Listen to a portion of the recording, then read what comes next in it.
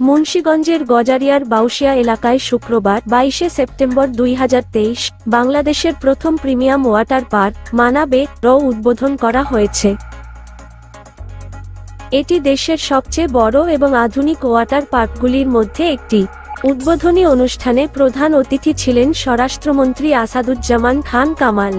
উদ্বোধনী অনুষ্ঠানে আরও উপস্থিত ছিলেন ব্রিটিশ হাইকমিশনার ম্যাট ক্যানেল, মুন্সিগঞ্জের জেলা প্রশাসক শামীম পারভেজ, গজারিয়া উপজেলা নির্বাহী কর্মকর্তা আব্দুল হামিদ, এসিএস টেক্সটাইলের ব্যবস্থাপনা পরিচালক মাসুদ দাউদ আকবানী এবং অন্যান্য অতিথিবৃন্দ।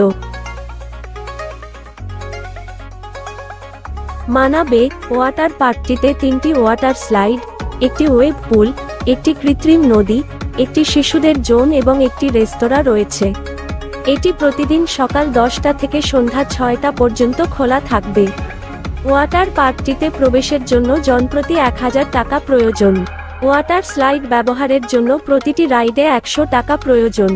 মানা বে ওয়াটার পার্কের উদ্বোধন বাংলাদেশের পর্যটন শিল্পের জন্য একটি গুরুত্বপূর্ণ ঘটনা। এটি দেশের মানুষের জন্য একটি নতুন বিনোদন কেন্দ্র হিসেবে কাজ করবে এবং পর্যটন শিল্পের প্রসার ঘটাতে সহায়তা করবে। মানা বে বাংলাদেশের পর্যটন শিল্পের জন্য একটি বড় সম্পদ। এটি দেশের মানুষের জন্য একটি নতুন বিনোদন কেন্দ্র হিসেবে কাজ করবে।